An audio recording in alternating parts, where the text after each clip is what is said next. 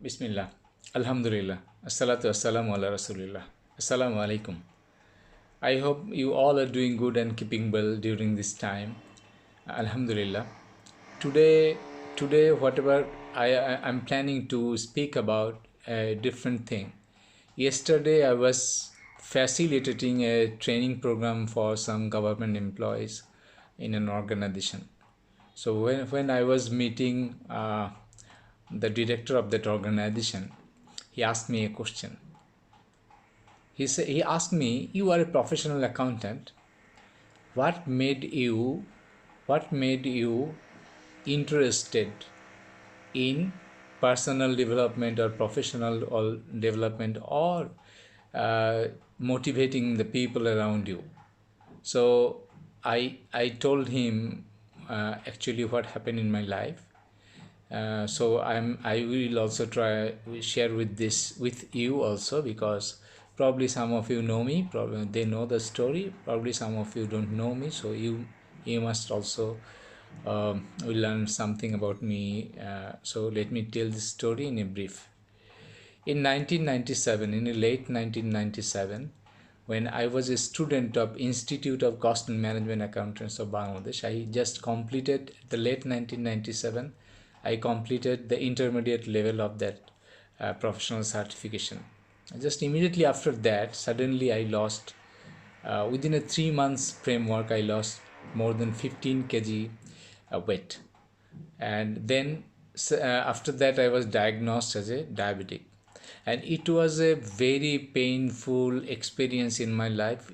The few days I suffered a lot, and I thought the whole world has crumbled upon me, and I have lost everything. I was so disappointed, I was so frustrated, and there was nothing and no one to share. There are some pains within me I could not share with anyone. So what I did that time, I started reading self-help book. The Institute of Cost and Management Accountants of Bangladesh is situated in Nilkhet, and behind that there are some bookstores, and many books were available. I mean, whatever I found there, even internet was not there that time.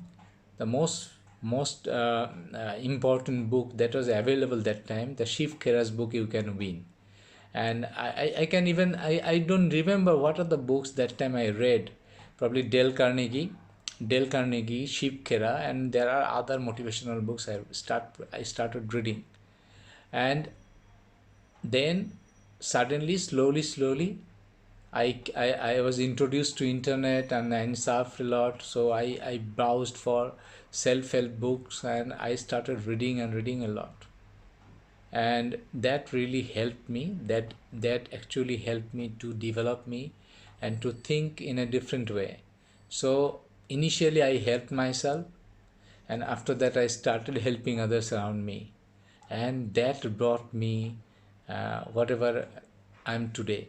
So the having a diabetic at the age of 24 uh, definitely was not a curse. It was a blessing in disguise. Yes, afterwards I suffered in from many dimension, and for this reason I suffered a lot. And uh, you see, this is more than 22 years. So Alhamdulillah, I'm doing good. So that was the answer to him. Basically, as a byproduct of self development, I came into this thing. And today I wanted to say something about our goals, and what makes the goals sometimes impossible. And again, I must tell one thing. The most important significant self-help book that that created a serious impression on me is The Awaken the Giant Within by Tony Robbins. I read it probably in 2004, middle or end 2004. Uh, at the very probably I exactly don't know when it was published, probably 2004 or 5. I remember, because I remember the years by remembers not I did not write in my diary, but I remember by the year and where I was there in terms of my job. So I try to remember that when I read this book, where I was. So from that perspective, I'm guessing probably this is 2004 end or 2000 early 2005. So that book was a very important book to create a long lasting impression on me, and from that onward I became a Tony Robbins fan. And that's the story. So today I will share with you about something about goals and how we make our goal impossible. Okay, let me start with from the want, what we really want in your life. Even while I was facilitating a workshop, even when I ask people what you really want, and when I try to dig down, probably someone want money, but if I ask a detailed question, why you want money, they come up with another question, another answer. And if I ask another question, why you want to do that, then they come up with another question. So this is a process you have to ask yourself continuously. For example, you want money, then I ask you why you want money. You say money is power. Then I ask you what power will give you. Then you will come up with the answer. If I have power, I can do anything. If then I can prove the people with power cannot do everything, probably then you will come up with another answer. So the message is here. You have to dig down your needs and wants, what you really want in your life, and dig down to the deepest level possible. Why? Because at the end, probably you can answer, I want happiness. And I will tell you, the people with money, not always happy. Because then you will realize, if happiness is something you want in your life, I tell you, I assure you, there are many ways to be happy. There are thousands of ways to be happy. So that if you really know what you really want, there are multiple ways to achieve that. So you are not stuck in a single way of doing things. That is the core message for today. What you really want, and there are multiple ways to get there. So if you want to do something, there are multiple ways to do that. So I have already talked about want. Now tell you one thing. If you want something, that's fine. When you are wanting something to do, and you are ready to pay the price or put the effort, then that is a life goal. You want to achieve something by doing something. So that is a goal, and we all must have goals, because we are here for a purpose. So when all your goals lead you to a very generic thing, that becomes our life purpose. For example, probably there are many ways to contribute in this world to the society. So the contribution that becomes a purpose for human being. So that becomes our purpose. So the purpose, goal, and our wants, they all are connected. So let me tell you, there are two types of goal generally. One is the end goal. For example, you want to go to some places. So when the journey ends, your goal achieved. But you can go that places in different way. You can ride a bus, a train, or a aeroplane, and there are different ways. So this, when you select, I will go by bus, the bus become having riding a bus becomes a means goal. So when you want to achieve something in your life, that is your goal. Probably something if there is an end, if you want to be a very rich person, so that is an end goal. Then you need to find out what are the means you can achieve that goal. Then you set in means goals. So this is the differentiation between goals we must be aware. So today, what the important thing I will tell you, sometimes our means goal becomes a barrier to achieve our end goal. So whatever goal you have to check whether your means goal are a barrier for your ultimate goal or not. Let me give you an example. You have a life goal to travel whole the world. You can do it. Nothing wrong with this. But if you just chase the means goal, I want to travel the whole the world by owning a yacht, that makes your goal impossible, because if you have a yacht, you cannot travel whole the world. You have to hire plane, you have to hire buses, you have to hire trucks, you have to hire motorcycle, you have to uh, cross through rivers, you have to cross through there, because to travel the whole world, you must be open to accept different kind of vehicles, and you don't need to own all of them. You can hire them, you can pay for those rents, and you can still travel the whole world. Sometimes we are so focused with our own formula that we get depressed when we don't achieve the means goal. I tell you, if you want to be someone in very important in the organization is your goal, so there are many ways to be that important. You don't need to have a single track to achieve that. You can achieve that in a different ways.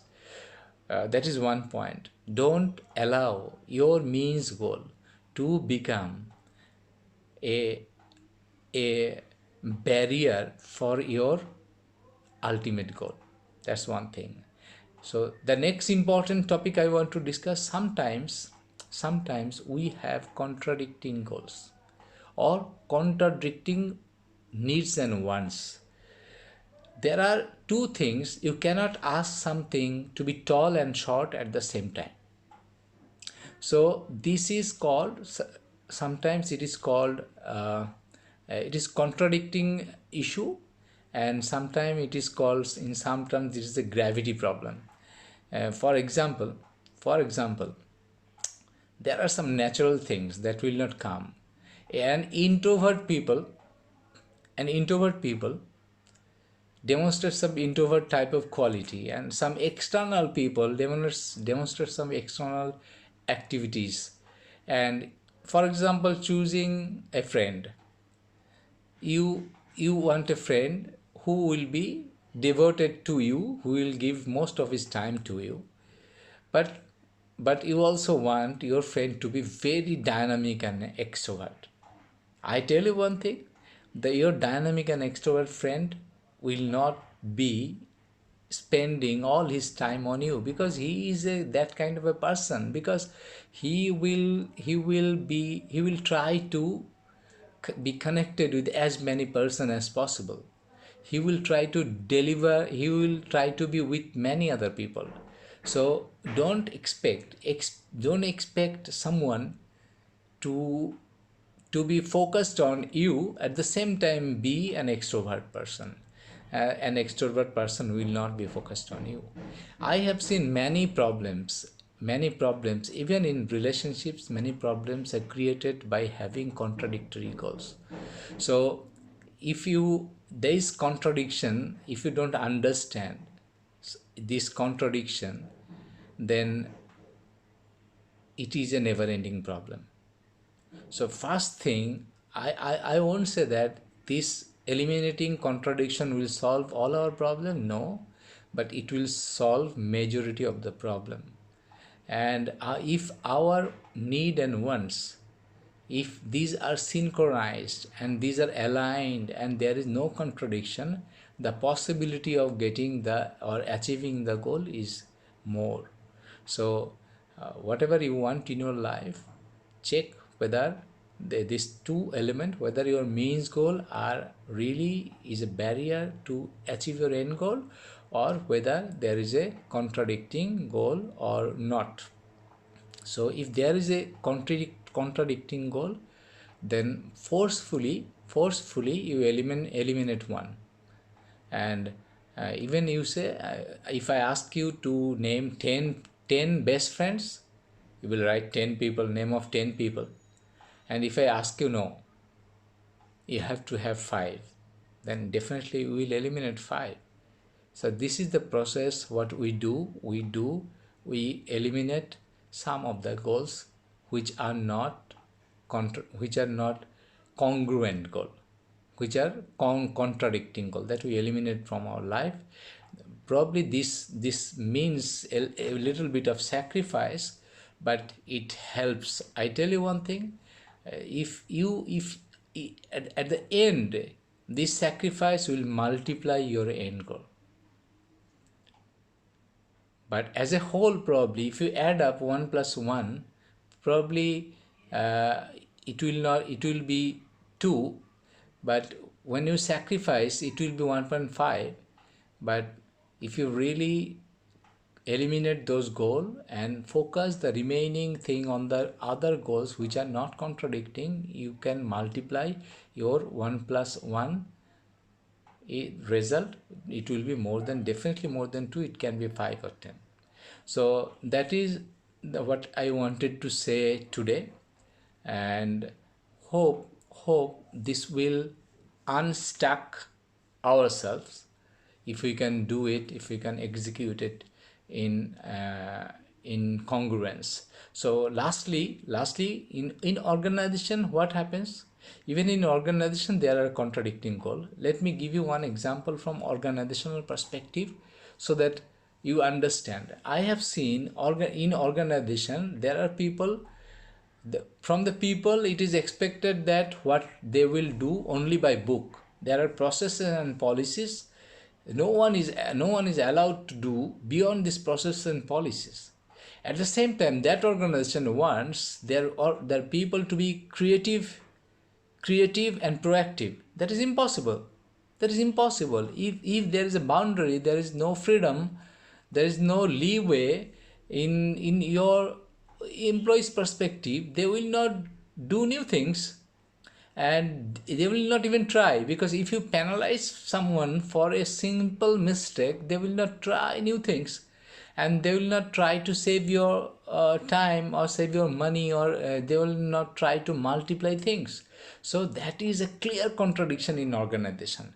So whatever the important thing is, from in organizational perspective, if you really want proactiveness and creativity for employees, so build this thing in your value system, so that people are allowed to do something, to take some risk in their job.